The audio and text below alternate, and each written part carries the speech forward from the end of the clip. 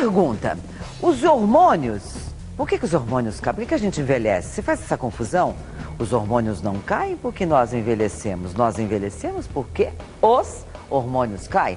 Um craque no assunto, médico e pesquisador de anti-envelhecimento. Que prazer, doutor Ítalo Rachid. Como vai? Eu vou ótimo. E quando estou aqui, melhor ainda. A gente também fica sempre muito feliz com a sua visita aqui no programa. Viajando muito, doutor? Obrigado. Viajando muito, Olga. E esse ano a gente tem a meta de organizar aqui no Brasil um evento de grande porte internacional nessa área, né?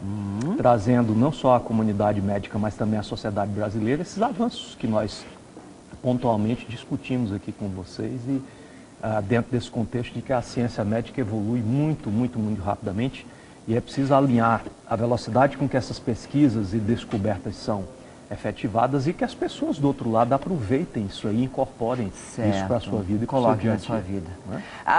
Você falou muito bem a rapidez com que as novidades surgem, né, na área da medicina e que às vezes a gente como leitor do lado de cá e leigo fica assim, será que isso funciona, será que não funciona?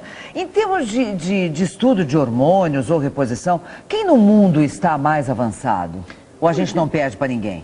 Olha, eu diria a você assim, hoje nós temos aqui no Brasil condições de nos nivelarmos ao que há de melhor em termos de pesquisas e principalmente aplicação clínica de hormônios em seres humanos. Nós temos um grupo de trabalho aí que já tem praticamente 13 anos de estudos, de pesquisa, né? Esse assunto já vem sendo estudado no contexto mundial há mais de 2 décadas, quer dizer, está muito além do razoável de que realmente os hormônios podem trazer um grande diferencial à qualidade de vida de todos nós que estamos envelhecendo. E precisa que as pessoas aí do outro lado passem a tomar conhecimento disso, ter informação para que possam fazer o próprio valor de juízo e tomar decisões, Olga. Eu acho assim, ó, na medicina nós temos assim sempre o cuidado de nunca nos postularmos nem nos posicionarmos como donos da verdade.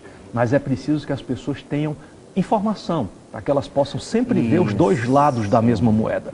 Se tem gente que fala mal, que atira, que coloca oposições, que diz coisas negativas a respeito de hormônios, vocês podem ter certeza absoluta, tem um grupo enorme de médicos no mundo inteiro que diz exatamente o contrário. Quem tem a razão? Quem está com a verdade? Eu não sei.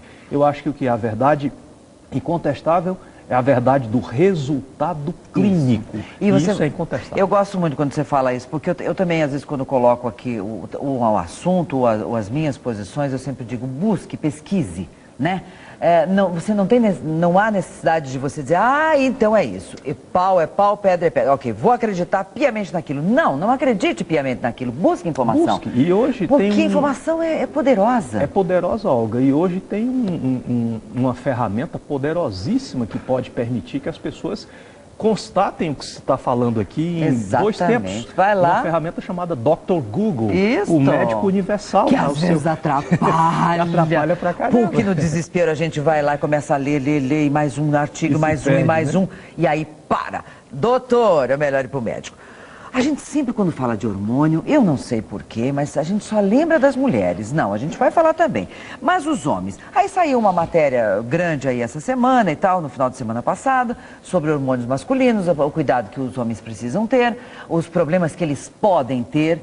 Homem também faz reposição hormonal? Infelizmente, muito aquém do que deveria. Para vocês terem uma dimensão, um dos países onde essa medicina está mais avançada, até o berço dela, que é os Estados Unidos, apenas, Olga, 7% dos homens que hoje estão em franco declínio hormonal estão hoje repondo esses hormônios. Só 7%? Um absurdo. Se você extrapolar esse cenário para o Brasil, você vai ver que nós estamos falando de uma terapia que poderia estar trazendo enorme valor à qualidade de saúde desses homens, que está passando simplesmente ao largo da vida deles. Por quê? Completo desconhecimento, completa desinformação. Completa ignorância sobre o assunto. O homem deve se preocupar com isso a partir de que idade? Os homens temos um problema ainda mais grave. À medida em que nossos hormônios masculinos vão caindo, enquanto que as mulheres têm queda primária, pelo menos é o que costuma acontecer, de hormônios femininos, nós homens temos. Na medida que os nossos hormônios masculinos vão caindo, há uma ativação enzimática dentro do nosso organismo que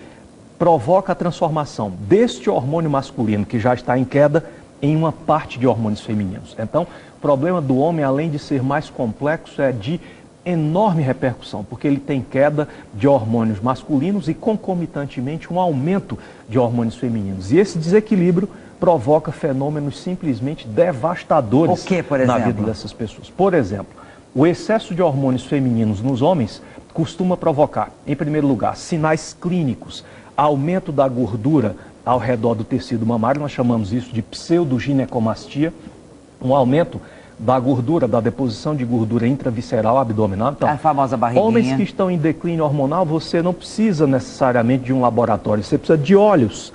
Olha para essas pessoas, vê a silhueta, vê o perfil, você já sabe que essa criatura está em declínio hormonal. Doutor Ítalo, então aquilo que a gente sempre fala de que a barriguinha da cerveja, assim, também, a cerveja dá a barriguinha, a gente sabe que sim, comer demais e errado também, mas então elas não são, a cerveja não é a única vilã da história, não? Ao contrário, essas questões relacionadas a hábitos alimentares, elas apenas escondem um problema que está lá por trás de tudo isso e que é muito mais grave, são os múltiplos declínios hormonais. Então, alterações da aparência física, envelhecimento facial, aceleração da queda de cabelos, aceleração do esbranquecimento dos cabelos, degeneração do colágeno, permitindo o envelhecimento mais rápido da pele.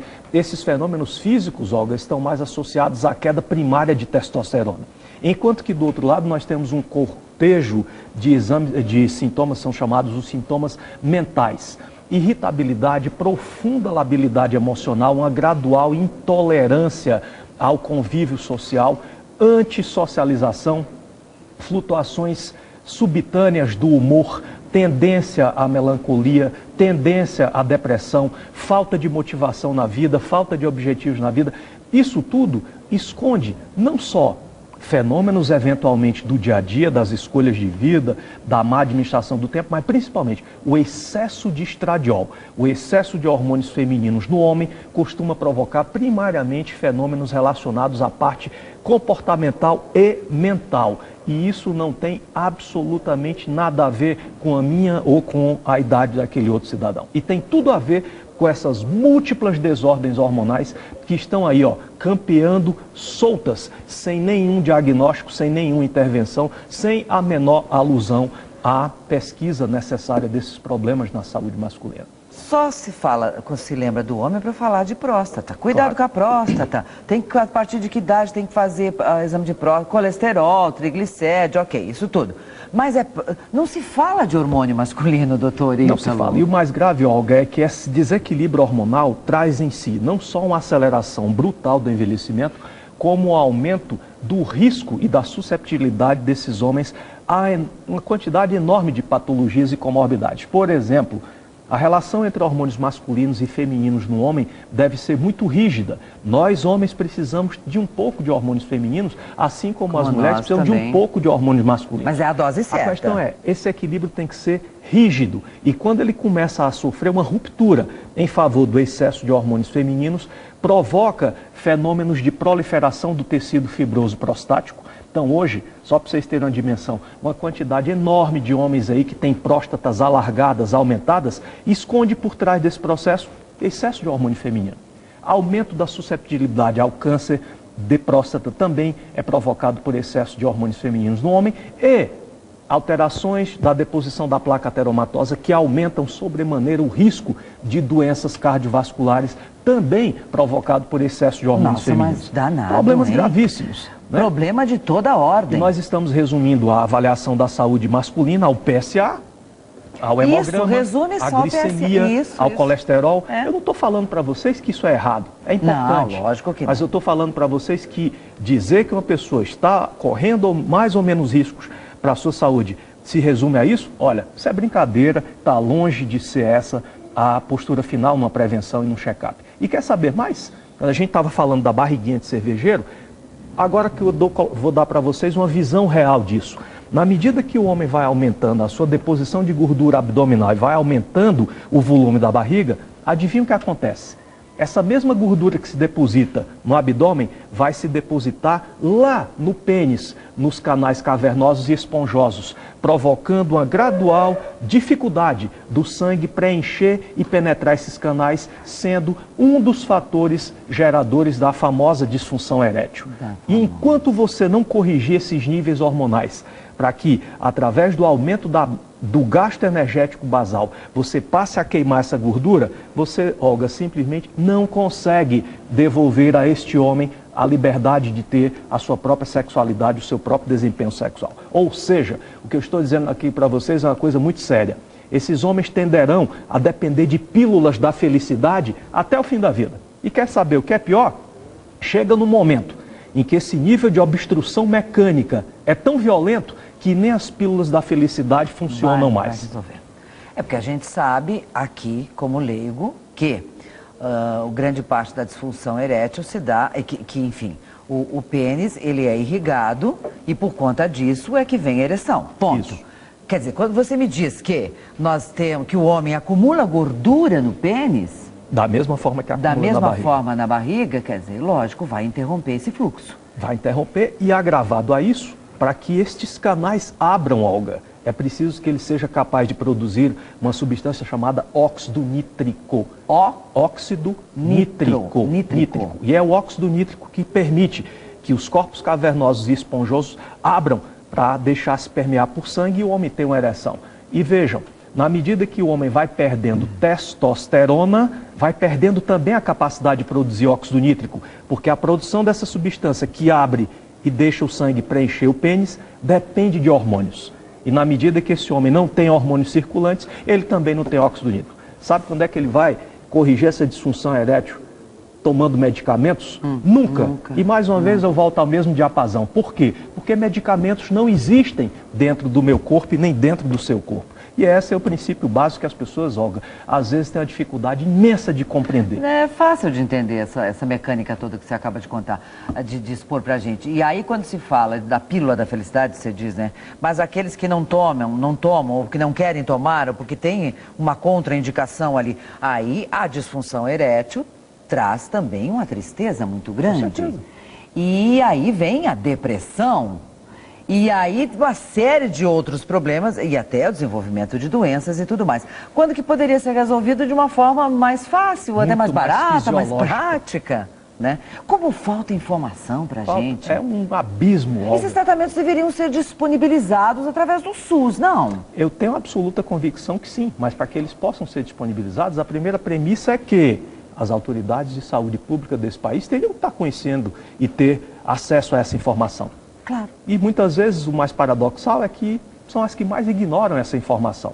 Você vai falar de hormônio, novamente eu volto a esse cenário. Parece que você está falando assim de mitologia grega. Você parece um ET, né? Que chegou aqui. Uma espaçonave que pousou na Avenida Paulista, entendeu? As pessoas não entendem a fisiologia e nem a lógica que a base da construção de um envelhecimento saudável tem que ser pelo alicerce, Olga. E onde é que é o alicerce da casa, do prédio que dá sustentação a este?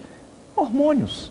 Não tem como fugir disso aí. E novamente a gente bate na mesma tecla, prevenção. Isso é prevenção. Isso é prevenção, que não se trabalha no Brasil. Primeiro instala-se a doença, para depois fazer o tratamento, que custa caro pra caramba, né? Entende?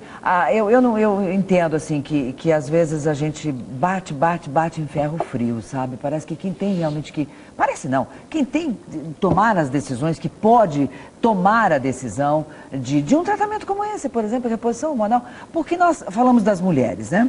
E aí nós vamos, quando fala de SUS, a gente fala de pessoas que não têm condição de ter um plano de saúde e nem de fazer isso por conta própria. Mas quem tem dinheiro vai e faz. Marca uma consulta, faz a reposição e está aí feliz e contente. Tem muitas pessoas que fazem isso, que fazem reposição, porque nós temos vários tipos de reposição, né? Agora, homem, é difícil encontrar um homem que faça reposição. Mulher, tudo bem. Eu faço há 20 anos, eu faço há 15, há 17, há 2. Comecei faz 3 meses, estou feliz e contente, a minha vida mudou. Eu tenho ouvido isso muito. Agora, homem, eu não encontrei nenhum até agora que tenha feito esse tipo de tratamento que você acabou de falar. É uma exceção, e quando os homens vão, é porque tem a sorte de ter ao seu lado uma mulher que já faz. Certo. E esta mulher começa a fazer a modulação hormonal, sente-se bem, começa a ter uma perspectiva de vida diferente, devolve a saúde, começa a ter outros horizontes, e ela chega para você e diz: doutor, eu estou me sentindo tão bem fazendo isso, será que não seria possível isso aqui também beneficiar o meu companheiro, o meu marido, o meu namorado?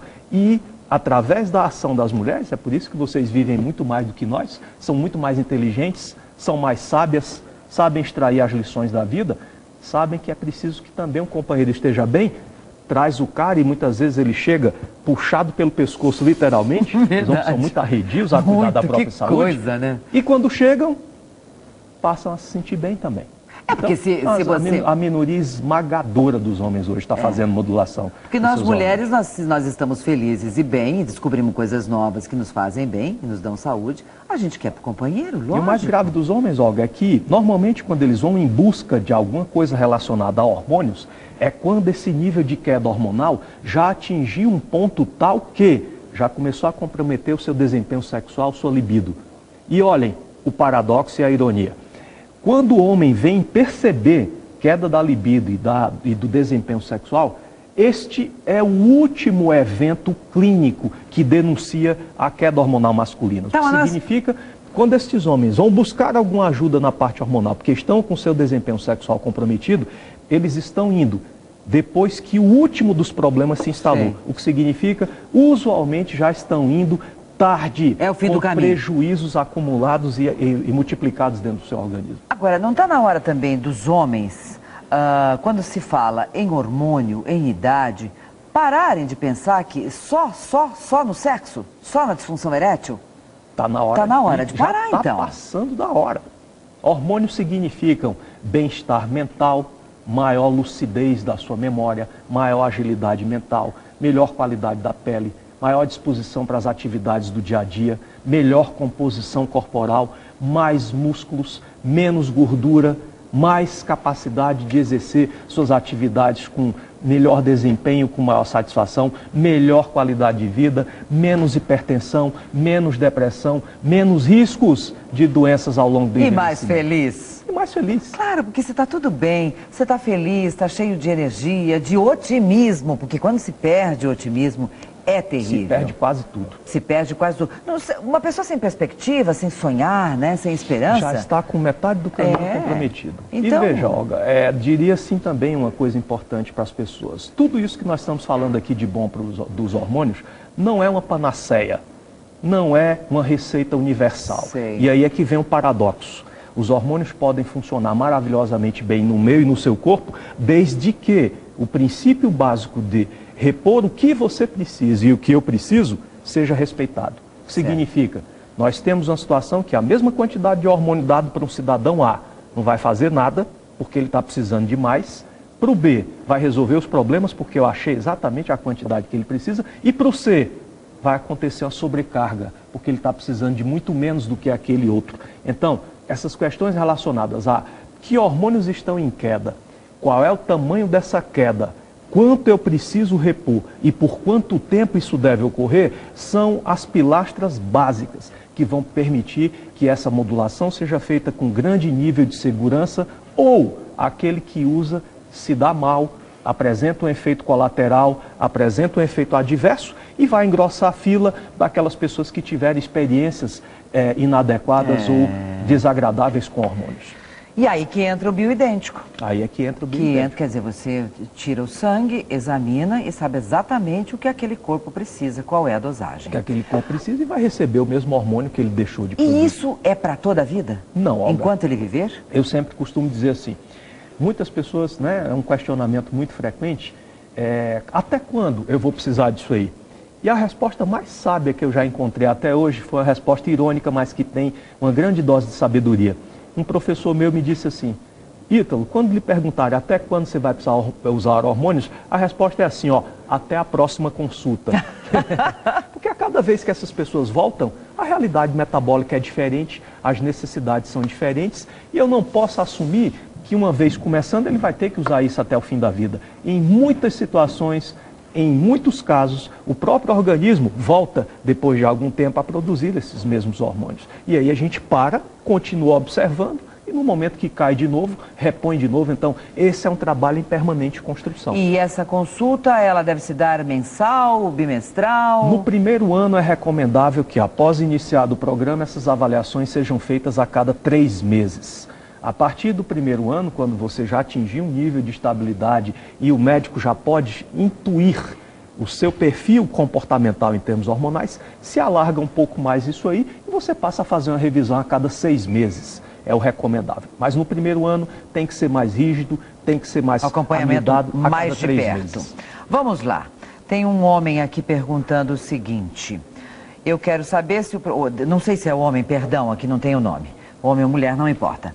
Se afeta a fertilidade do homem e se tem uma determinada idade, que era a minha próxima pergunta aqui, para começar então a fazer a reposição. Primeiro, qual a idade para começar a fazer a reposição? Olha, eu não diria começar a reposição, mas eu diria começar a avaliar os seus níveis hormonais para que o médico possa ter o seu perfil desenhado ao longo do tempo. 20 a 25 anos seria o ponto ideal, a partir da onde nós teríamos que, pelo menos uma vez ao ano, ir ao médico, não só para dosar hemograma, glicemia, as outras coisas, como também ter o seu perfil hormonal avaliado. E aí, ele pode afetar a fertilidade do homem? Com absoluta certeza. É outro problema do excesso de hormônios femininos. Na medida que testosterona cai e estradiol aumenta, este homem vai ter uma depressão de uma proteína produzida lá na hipófise, Olga, chamada FSH, que é o hormônio folículo estimulante.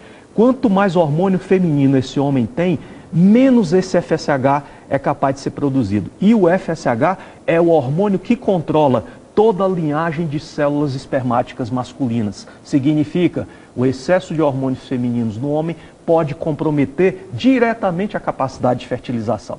Afeta diretamente. Sim. Vamos ver o que a Wanda está perguntando.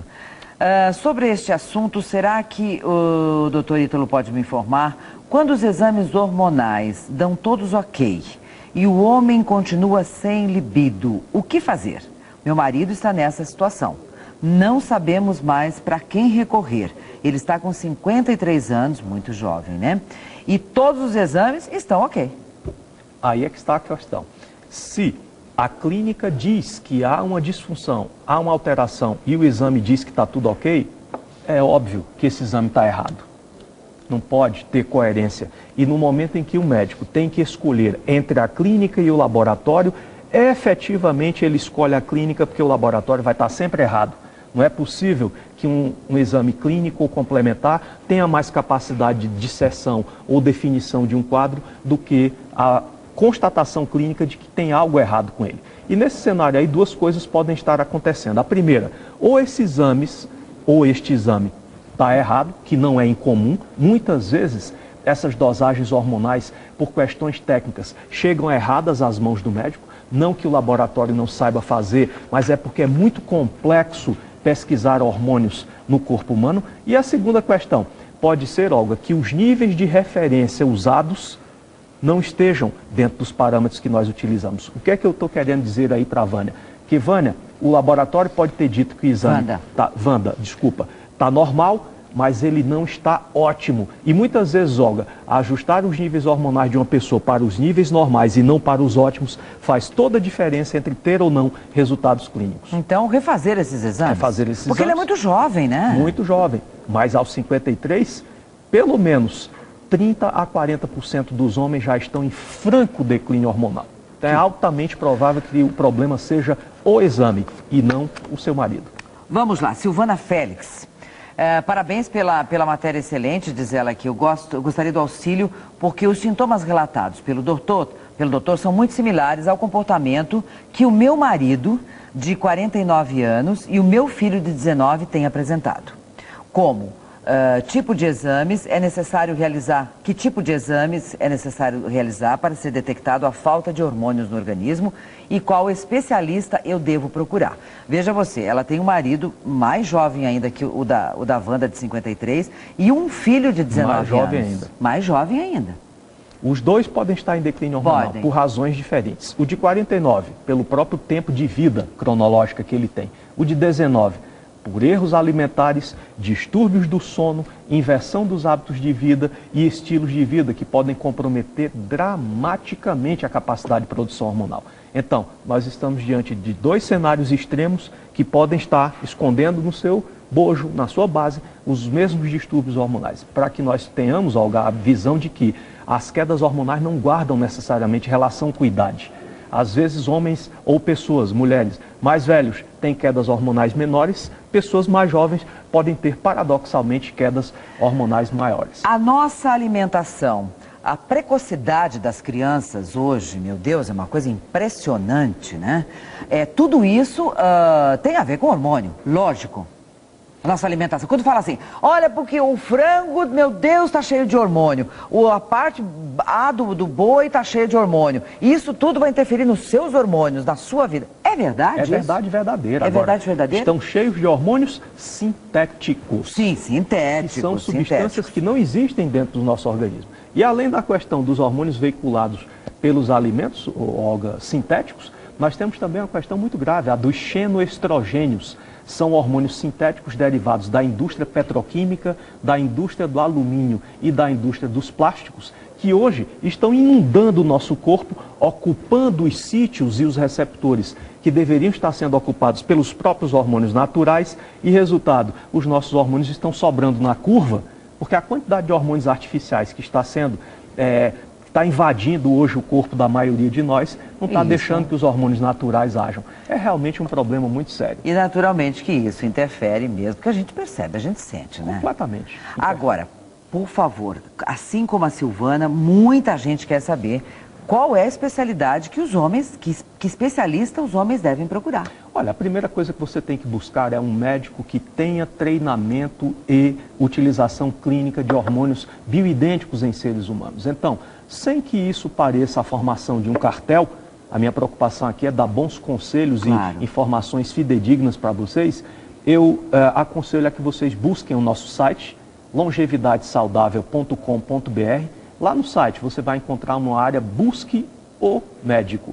E ali vocês vão ter toda a lista por cidades e por estados dos médicos que são certificados pelo programa Longevidade Saudável, que trabalham com esse tipo de medicina e com a modulação hormonal bioidêntica. Ortomolecular faz isso? Médico ortomolecular? Não faz. Isso não faz parte da formação do médico ortomolecular. Ele tem que ter formação básica em modulação hormonal. Urologista também não?